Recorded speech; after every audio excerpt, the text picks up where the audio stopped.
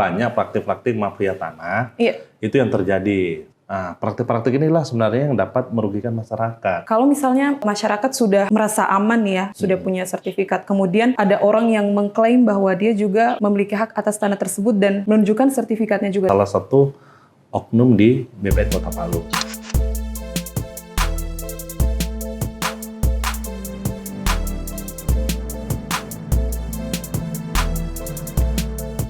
Halo Sobat Info Palu, selamat datang di podcast Info Palu, yaitu ruang kita untuk membahas berbagai isu yang dekat dan hangat di masyarakat. Seperti isu kita kali ini yang akan membahas mengenai mafia tanah dan bagaimana konflik-konflik yang terjadi di baliknya. Bersama saya Nadia Yakub yang akan menemani kamu mengupas tuntas isu ini bersama dengan narasumber yang sudah hadir pada hari ini. Luar biasa sekali, beliau adalah seorang jaksa fungsional pada bidang intelijen. Untuk itu, langsung saja mari kita sambut Bapak Rustam Effendi, SHMH. Halo Bapak, selamat pagi. Pagi Mbak. Bagaimana kabarnya hari ini? Alhamdulillah sehat dan tetap semangat. Iya, alhamdulillah sehat dan tetap semangat ya. Harus sehat dan semangat ya. Betul. Iya, jadi kali ini kita akan membahas tentang mafia tanah. Dan kita juga ingin mengetahui seperti apa tugas dan fungsi dari kejaksaan dalam memberantas masalah ini. Nah, tapi sebelum kita membahas mengenai tugas dan fungsi dari kejaksaan, kita ingin mengetahui terlebih dahulu mengenai praktik-praktik yang dilakukan oleh mafia tanah. Karena begitu banyak ya yang meresahkan masyarakat seperti adanya sertifikat yang digandakan, kemudian juga penipuan yang akhirnya merugikan masyarakat. Nah, kalau dari Bapak sendiri, bagaimana melihat masalah ini?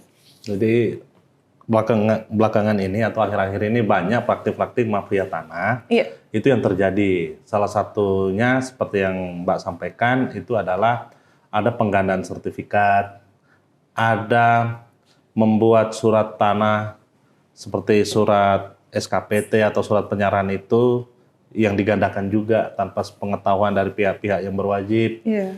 Nah itu biasanya dari orang-orang seperti ini atau perusahaan-perusahaan seperti ini itu mereka menggadaikan kepada orang, perorangan atau memasuk. Bahkan ada sertifikat yang digandakan itu dimasukkan ke pihak perbankan juga, lembaga-lembaga perbankan seperti bank.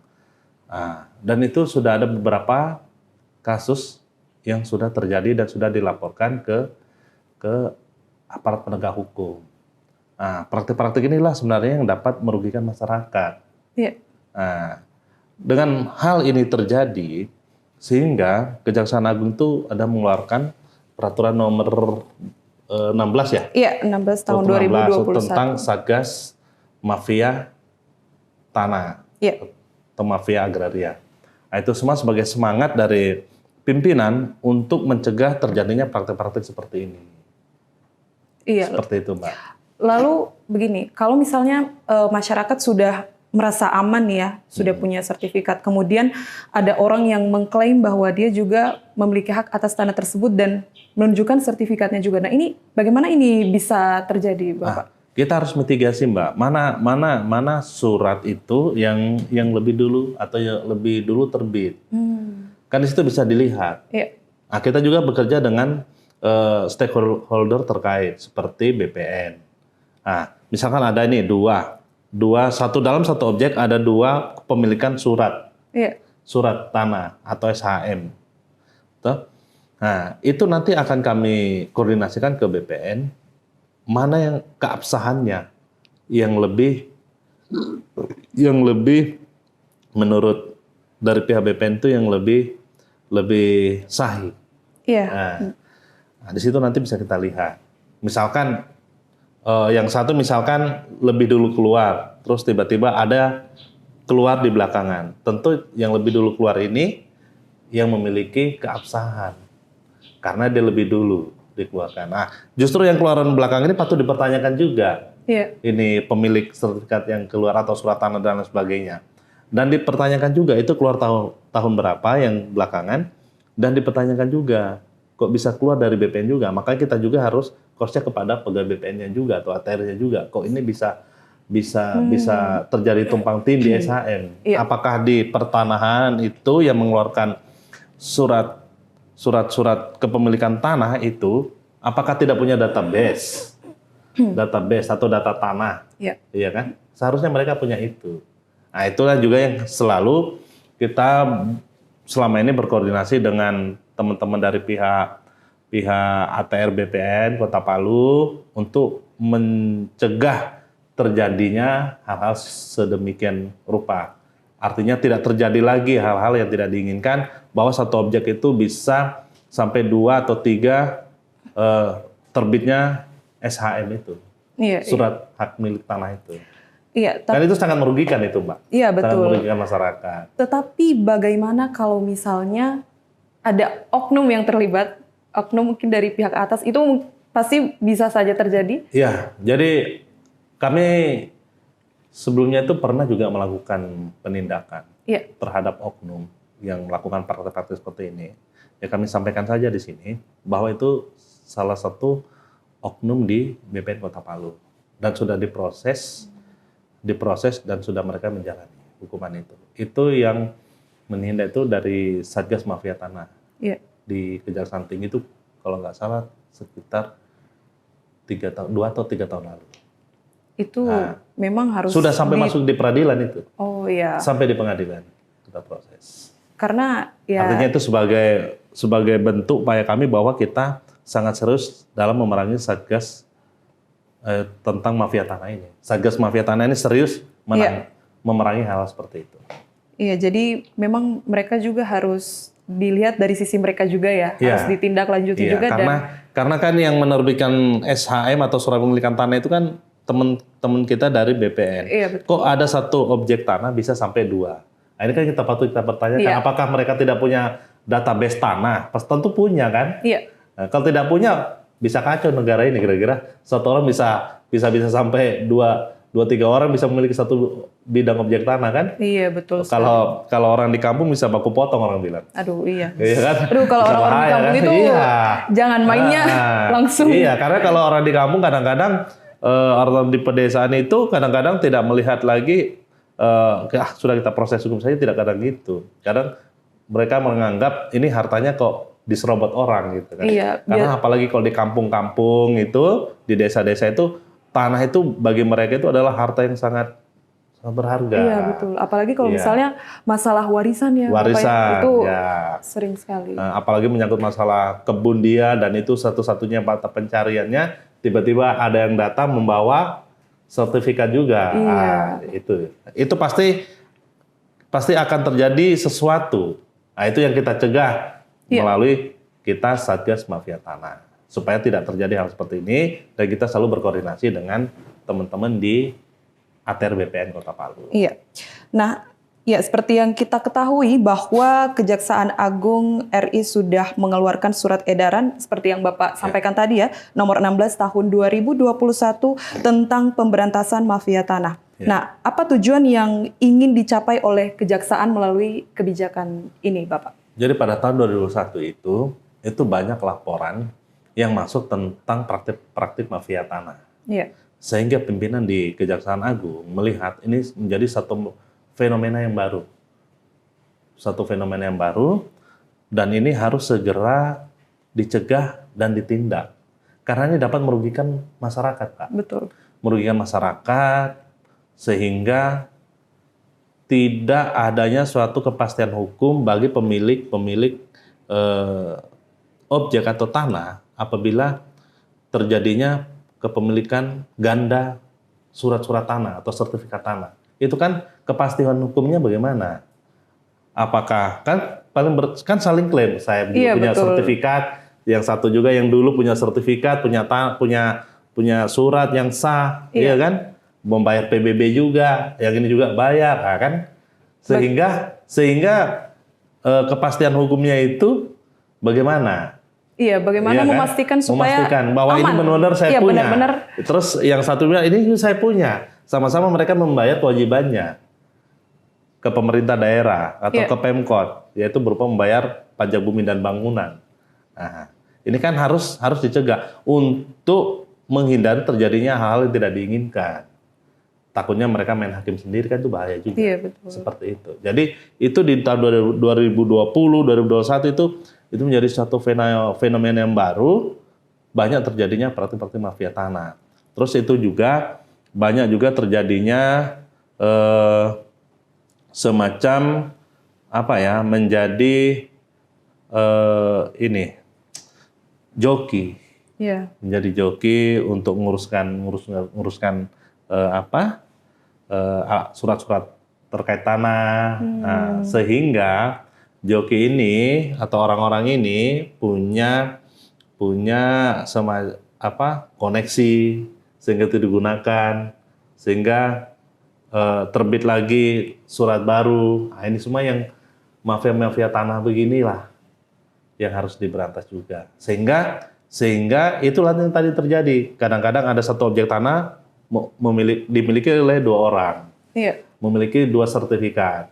Sehingga kepastian hukum kepemilikan itu kan menjadi bimbang, menjadi bingung. Mana yang makanya kan itu harus ditelusuri asal-usul tanah itu. Nah, jadi kalau di pertanahan itu ada warka itu namanya. Dicek di situ. Nah, di situ nanti bisa kelihatan siapa yang paling berhak. Nah, karena mafia inilah yang harus diberantas juga. Oknum-oknum ini yang menggunakan koneksi, kedekatan, dan lain sebagainya. Sehingga timbul semacam sertifikat ganda dalam satu objek tanah. Iya, mungkin bisa diceritakan Bapak kasus-kasus yang sudah pernah ditindak sebelumnya itu di daerah mana saja? Jadi pernah, kan saya tugas 2001 saya tugas di Kejati. Iya. Saya melihat teman-teman di bidang pidana khusus itu pernah melakukan penindakan terhadap mafia tanah. Satgas mafia tanah melakukan penindakan terhadap oknum di kantor ATR BPN Kota Palu. Nah, itu melakukan praktik-praktik mafia itu. Nah, itu sudah ditindak, sudah masuk di tahap sampai ke tahap persidangan, ke penuntutan, dan sudah sampai dilakukan eksekusi di Rutan Palu. Itu di daerah mana? Di Kota Palu. Di Kota Palu. Di oknum itu oknum BPN Kota Palu. Iya. Dan kami sudah berbuat itu. Nah, jadi inilah sebagai salah satu contoh bahwa kami benar-benar serius dalam melakukan penindakan terhadap mafia tanah, karena itu sangat merugikan masyarakat, Pak. Betul sekali. Karena masyarakat juga membutuhkan kepastian hukum terhadap kepemilikan hak atas tanahnya itu. Iya. Seperti itu. Iya. Kejaksaan memiliki banyak bidang yang saling terkait dan publik seringkali belum mengetahui apa saja fungsi-fungsi strategis di dalamnya. Kejaksaan dikenal punya 4 bidang utama, yaitu intelijen, pidana umum, pidana khusus, dan datun. Betul. Nah, bisa dijelaskan Bapak bagaimana sinergi keempat bidang ini dalam menegakkan hukum dan memberantas mafia tanah? Ya, jadi untuk masyarakat Kota Palu dan sekitarnya, saya akan menjelaskan bidang-bidang yang disebutkan tadi. Bidang intelijen itu adalah salah satu bidang yang mensupport seluruh bidang-bidang yang ada di Kejaksaan Negeri. Seperti bidang yang Mbak sampaikan tadi, pidana umum, pidana khusus, dan datun. Dia mensupport. Dia salah satu tugasnya itu melakukan pengamanan dan penggalangan. Melakukan penyelidikan, melakukan penerangan hukum, penyuluhan hukum, jaksa menyapa yang seperti ini, dan dapat memberikan informasi-informasi yang bersifat penting dan bersifat rahasia kepada pimpinan sebagai mata dan telinga pimpinan. Iya. Karena intelijen ini perannya sangat sentral, Pak. Iya. Sangat sentral sekali. Nah, itulah fungsi intelijen. Karena dia fungsinya salah satu pengamanan dan penggalangan, dia adalah fungsi penegakan hukum juga, intelijen penegakan hukum di kejaksaan itu. Kalau bidang pidana umum itu sifatnya dia melakukan penyelesaian terhadap perkara-perkara kriminal umum yang bersumber dari teman-teman penyidik kepolisian. Itu. Kalau bidang pidana khusus itu dia melakukan mulai dari penyelidikan, penyidikan, penuntutan sampai eksekusi terhadap perkara-perkara yang dapat merugikan negara, keuangan negara, daerah, BUMN maupun BUMD, melakukan penyidikan terhadap tindak pidana pencucian uang maupun HAM berat. Iya. Nah, dan saat ini Kejari Palu sedang melakukan penyidikan terhadap perkara-perkara yang dapat merugikan keuangan negara, dan itu sedang berlangsung. Dan itu mungkin beberapa minggu lalu kita sudah mempost ya, mungkin sudah lihat juga. Salah satunya itu adalah perusahaan umum daerah. Mungkin Mbak juga sudah lihat berita itu ya, yang dipost oleh humas dari Kejari Palu. Ya. Kalau Datum itu dia pada prinsipnya sebagai jaksa pengacara negara. Jaksa pengacara negara itu melakukan pendampingan atau memberikan legal opinion terhadap pemerintah, BUMN atau BUMD. Dia tidak memberikan kepada orang perorangan.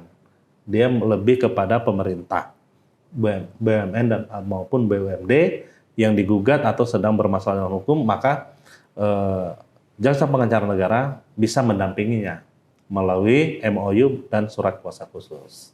Seperti itu. Jadi dari bidang-bidang yang disebutkan itu tadi, gambaran umumnya, Mbak ya. Iya, yang memang kita lihat peran yang sangat vital itu ada di intelijen ya. Iya. Dan kita ingin mengetahui Bapak bisa dijelaskan apa peran bidang intelijen kejaksaan ini dalam mencegah munculnya praktik khususnya yang seperti yang kita bahas yaitu mafia tanah. Mafia tanah, oke. Iya. Yang selama ini kita lakukan untuk mencegah terjadinya praktik mafia tanah, kami itu melakukan penyuluhan hukum, penerangan hukum di kantor-kantor kelurahan. Saya sendiri pada saat di Kejati, masih tugas di Kejati itu melakukan, saya di Kejati di bidang intelijen waktu itu, melakukan penerangan hukum di Kecamatan Mantikulore. Karena di sana banyak persoalan masalah tanah. Nah, waktu itu camatnya kebetulan teman saya almarhum, itu sahabat saya diminta untuk melakukan itu, dan kami atas surat perintah dari pimpinan yang diminta oleh Pak Camat waktu itu, kami melakukan penerangan hukum di Kecamatan Mantikulore dan mengundang seluruh Pak Lurah dan warga-warga. Memang di sana itu masalah tanah itu sangat krusial sekali, khususnya yang di daerah-daerah atas tuh ya, kemarin itu daerah Poboya, Tondo, Laswani, wah itu luar biasa mafia tanahnya. Kami memberikan advice, penerangan, memberikan penjelasan, dan kami juga bekerja sama dengan pihak ATR BPN saat itu untuk memberikan penjelasan-penjelasan lebih lanjut yang bersifat teknis kepada Pak Camat, lurah-lurah, dan warga setempat yang hadir saat itu. Seperti itu, Mbak. Kalau yang di daerah yang lainnya, yang selain di Mantikulore dan di yang Bapak sebutkan tadi, di mana lagi Bapak? Selain Mantikulore, saat itu kita pernah juga di Palu Selatan. Kalau di Palu Selatan tidak sesignifikan di Kecamatan Mantikulore, Pak. Kalau di Kecamatan Mantikulore, wah luar biasa. Banyak ya, Pak? Banyak sekali, bukan cuma banyak sekali. Apalagi mereka menanyakan XX HGW itu, wah itu makanya saya harus panggil teman-teman pertanahan untuk menjelaskan itu, karena itu penjelasannya kan bersifat teknis, Mbak. Bersifat teknis, bukan hanya terkait persoalan hukumnya saja, tapi terkait teknis masalah penyelesaian sengketa tanah itu atau persoalan tanah itu. Seperti itu. Dalam banyak kasus, kejaksaan berperan sebagai penghubung antara penyidikan dan proses peradilan. Nah, bagaimana fungsi itu kemudian diterapkan agar penegakan hukum, terutama di bidang pertahanan itu bisa berlangsung objektif dan profesional? Penghubung antara penyidikan ya? Iya. Jadi kita juga itu berkoordinasi dengan teman-teman penyidik dari APH lainnya, yaitu seperti teman-teman penyidik dari Polres, Polda. Mereka juga banyak melakukan pemeriksaan terhadap mafia-mafia tanah atas laporan-laporan masyarakat. mereka juga banyak berkoordinasi ke kita. Jadi kami sarankan juga agar berkoordinasi juga dengan stakeholder terkait, seperti BPN, ATR. Memang salah satu sentral untuk mengetahui database tanah itu ada di BPN, Mbak, di BPN. Karena kita penyelesaian tanah itu tidak bisa menyelesaikan di tataran permukaan. Kita harus melihat riwayat tanah itu. Nah, dari riwayat tanah itu kita bisa tracking siapa yang paling berhak atas tanah itu. Apakah itu tanah dia beli, ataukah itu tanah dari warisan, budel, dan lain sebagainya. Itu kan kita harus tracking, kan di sana ada database tanah, ada waka, sehingga jelas. Jadi saya sampaikan kepada teman-teman APH lainnya, teman-teman dari penyidik kepolisian, kita harus sama-sama untuk berkoordinasi dengan teman-teman ATR BPN. Dan alhamdulillah selama ini teman-teman dari ATR BPN juga welcome, terbuka, dan membantu. Nah, ini kan salah satu progres juga bisa membantu penyelesaian mafia tanah atau praktek-praktek tanah bagi teman-teman BPN juga. Seperti itu. Mungkin bisa dijelaskan lebih dalam mengenai koordinasi dari ATR BPN, kemudian juga dari Pemda ataupun juga kepolisian untuk memastikan penanganan kasus tanah ini bisa dilakukan secara menyeluruh dan efisien. Ya, jadi kita juga berkoordinasi dengan Pemkot. Kita beberapa kali juga ketemu dari pejabat di Pemkot yang berkaitan dengan persoalan tanah, khususnya kepala bidang aset ya, kepala bidang aset itu ada terkait tanah yang dikomplain, dan di tanah itu masih tanah dari pemerintah Kota Palu. Nah, itu kan kita harus cari sejarahnya juga. Kita tracking juga asal-usul tanah itu di aset Kota Palu. Ada tanah Kota Palu juga yang dikuasai oleh masyarakat. Sehingga pemerintah itu membuat surat menyampaikan kepada masyarakat, tapi masyarakat itu malah melaporkan ke polisi, ke penyidik. Nah, sehingga penyidik juga berkoordinasi dengan kita bagaimana ini. Jadi saya sampaikan, untuk lebih efisiennya, kita harus duduk sama-sama untuk mencari tahu dulu asal-usul tanah ini. Kita tracking dulu. Biasanya itu butuh berapa lama, Bapak? Biasanya kita berkoordinasi itu 2-3 hari. Karena kita juga harus ke BPN juga. BPN itu kan harus harus buka data tanahnya. Itu kan harus dicari pelan-pelan, Mbak. Karena data tanah ini kan lumayan banyak. Kadang-kadang ada nama yang mirip-mirip. Itu jangan sampai salah. Terus nomor sertifikat tanahnya. Nah, itu harus dicari baik-baik. Kan dulu di zaman dulu itu kan segala pencatatannya itu masih manual. Beda beberapa tahun terakhir ini sudah digitalisasi. Masih dulu kan masih manual, Mbak. Masih catat manual sekitar tahun 90-an itu kan kalau masih manual itu pasti Makanya lebih ini lagi ya. Makanya mereka kadang-kadang harus ke gudang, buka buku registernya itu. Itu yang sedikit memakan waktu. Kalau dari penegak hukumnya itu kan kita melakukan koordinasi. Ya kan? Selain kita terapkan peraturan atau undang-undang apa yang berkaitan, kita juga harus berkoordinasi dengan teman-teman BPN supaya kita tidak salah langkah juga dalam melakukan proses penegakan hukum itu. Tapi sekarang sudah digital, Pak? Sekarang teman-teman di BPN sudah digital semua. Iya, supaya harapannya lebih cepat. Jadi kalau digital tinggal dimasukkan nama, kan diklik keluar. Riwayatnya itu kan keluar. Nah, kalau zaman tahun 90-an itu kan semua serba masih manual, masih terus itu berapa banyak itu? Iya. Itu kan tapi kan disusun berdasarkan tahun itu di gudang. Jadi kita kalau misalkan tahun 97, mereka langsung ke tahun 97 di raknya itu. Jadi di situ. Cuman memang ya bukannya pelan-pelan. Iya. Seperti itu, Mbak. Iya. Sebenarnya di situ makan waktunya sedikit. Iya. Dan takutnya nanti malah jadi salah, apalagi kalau misalnya namanya mirip-mirip seperti yang makanya pelan-pelan terus nomornya dilihat baik-baik. Tahunnya, Itu yang memastikan itu yang tidak salah itu nomor. Iya. Nomor dari SHM itu. Iya. Strategi pemberantasan mafia tanah ini juga dibentuk tim di tingkat Kejagung Kejati dan Kejari. Nah, bagaimana struktur dan mekanisme kerja tim ini dalam menangani laporan atau temuan di daerah, Bapak? Jadi saya jelaskan secara singkat. Jadi tadi yang sudah saya jelaskan, seperti yang di Kejaksaan Tinggi itu sudah pernah melakukan. Jadi apabila ada laporan, Pak, apabila ada laporan masuk, kami itu melakukan telaah dulu, membuat telaah.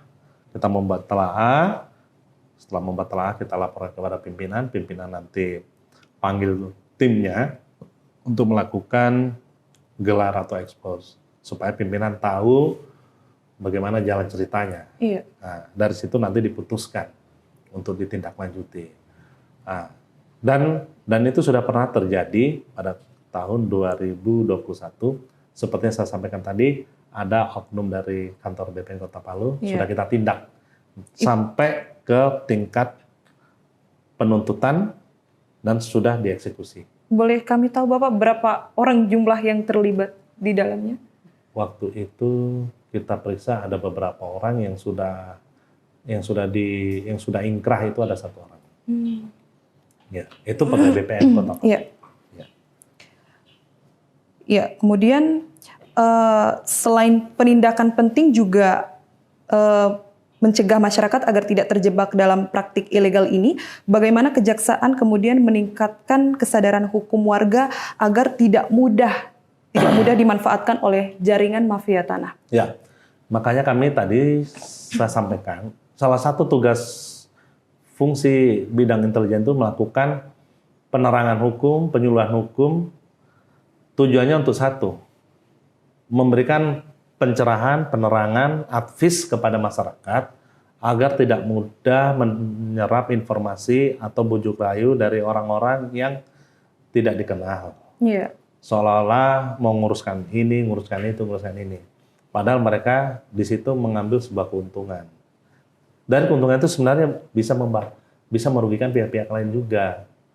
Seperti yang saya sampaikan, kita melakukan penerangan hukum di kantor-kantor lurah, di kecamatan, di dinas, dan seringkali kita sampaikan agar harus berhati-hati dan mawas diri terhadap oknum-oknum yang akan merugikan, begitu.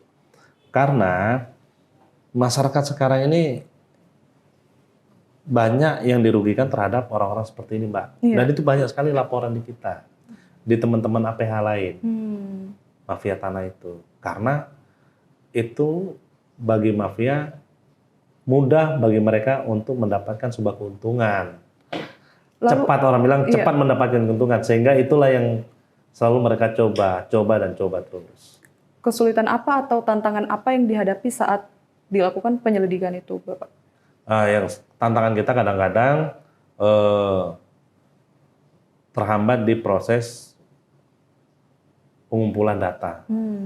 Itu yang terkadang lama ada, ya, Bapak? Terkadang ada data yang kurang lebih tahun 90-an, ada yang kadang-kadang tahun 2000-an, 2001, itu kan kalau datanya itu kan masih sistem manual, jadi masih agak sedikit sulit teman-teman di BPN itu mencari. Itu tadi saya bilang, data itu saja sih. Kalau yang lain-lainnya lancar-lancar sih.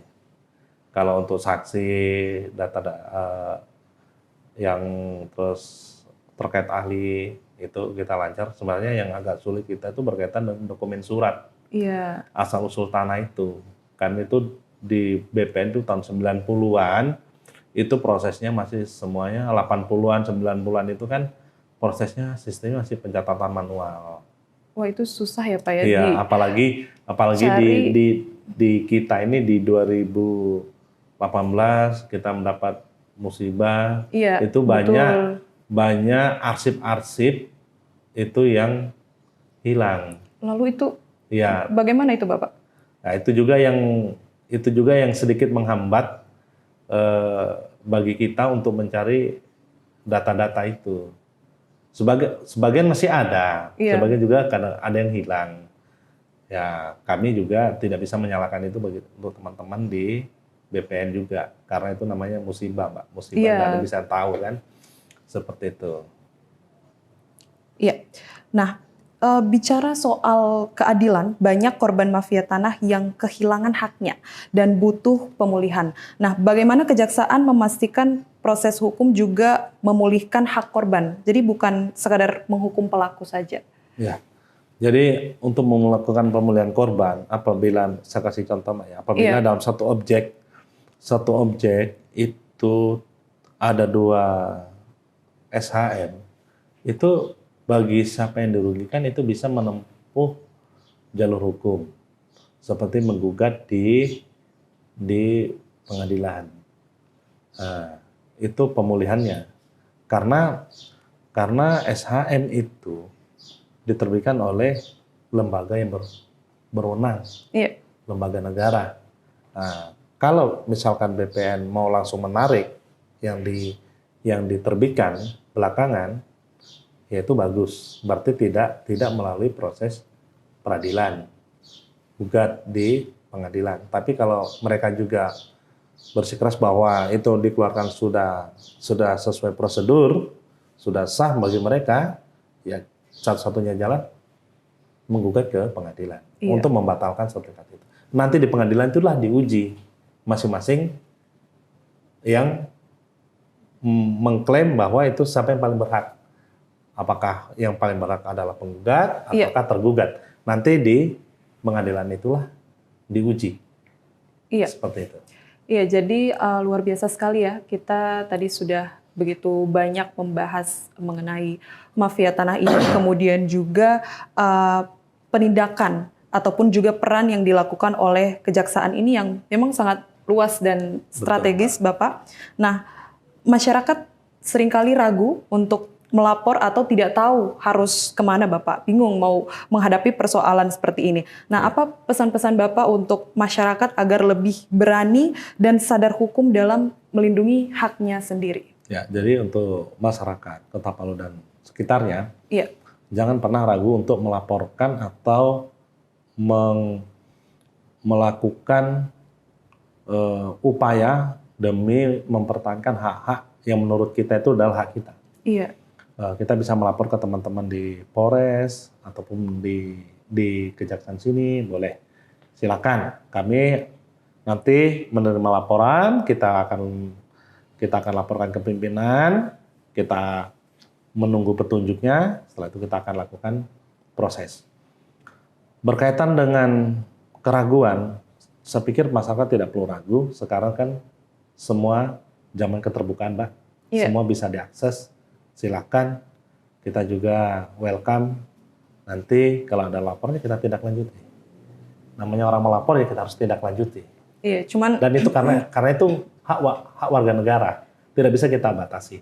Seperti itu. Cuman memang masyarakat itu biasa merasa ragu dan juga mereka bingung prosedurnya seperti apa, Bapak. Ataupun juga prosedurnya panjang dan ribet biasanya. Jadi sebenarnya proses itu tadi yang saya jelaskan, Mbak. Proses penegakan hukum itu kan tidak selalu bersifat pidana, tapi ada penegakan hukum bersifat perdata ataupun tata usaha negara. Apabila setelah dilakukan pengkajian bahwa ini sifatnya apakah perdata, pidana atau masuk ke sengketa administrasi yaitu ke tata usaha negara. Di situ kan kita akan pelajari nanti, Pak, laporannya itu. Nanti akan kita sampaikan juga pada pelapor bahwa setelah kita lakukan telaah, dilakukan ekspos gelar perkara, bahwa sengketa ini atau permasalahan ini itu sifatnya keperdataan. Makanya digugat di pengadilan. Kalau itu ada unsur pidananya, ya kita bisa tindak lanjuti. Seperti yang sudah terjadi di tahun 2001 dilakukan oleh Kejaksaan Tinggi, ditindak dan dilakukan ke tahap penuntutan dan sampai dilakukan eksekusi. Seperti itu. Dan harusnya tidak perlu ragu juga ya kalau misalnya tidak perlu ragu dalam memperjuangkan haknya. Tidak perlu ragu juga kalau misalnya seperti yang kita bahas tadi mengenai oknum-oknum yang juga memang sudah berani untuk ditindak, Bapak. Sudah ada. Yang saya katakan itu 2021 Satgas Mafia Tanah di Kejaksaan ini sudah melakukan penindakan Iya. Gitu. Dan sudah terbukti dan sudah dieksekusi. Iya. Seperti itu. Ya, baik Sobat Info Palu, jangan lupa untuk terus terhubung bersama kami dengan cara memfollow akun Instagram Info Palu, kemudian juga TikTok, Facebook, dan juga jangan lupa subscribe akun YouTube Info Palu, seperti itu. Ya. Nah, jadi kami ingin mengucapkan terima kasih banyak. Terima kasih, Mbak. Bapak sudah hadir dan juga berbagi kepada kita semua. Jadi masyarakat tidak perlu ragu lagi untuk melapor, Bapak. Jadi tadi kita sudah membahas yang sudah ditangani seperti itu. Iya, baik.